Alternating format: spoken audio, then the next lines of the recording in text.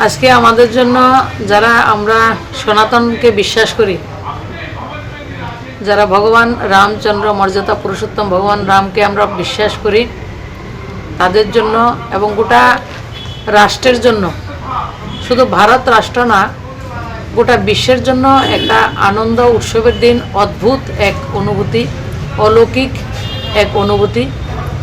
সেটাকে ভাষায় বোঝানো খুবই কঠিন।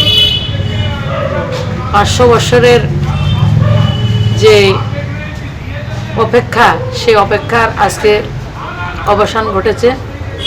মাননীয় যশস্বী প্রধানমন্ত্রী মোদিজি আমাদের রামলালার প্রাণ প্রতিষ্ঠা করেছেন।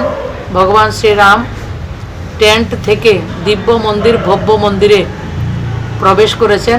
সেই মহেন্দ্র সনের, অমৃত সনের সাক্ষী আমরা সবাই ছিলাম। তার জন্য আমি ব্যক্তিগতভাবে আবেগতাড়িত, আপ্লুত। অদ্ভুত এক আনন্দ, এটা পরমানন্দ আমি বলবো সমস্ত জাতি সমাজ, সমস্ত সমাজের জন্য। ভারতবর্ষের সাংস্কৃতিক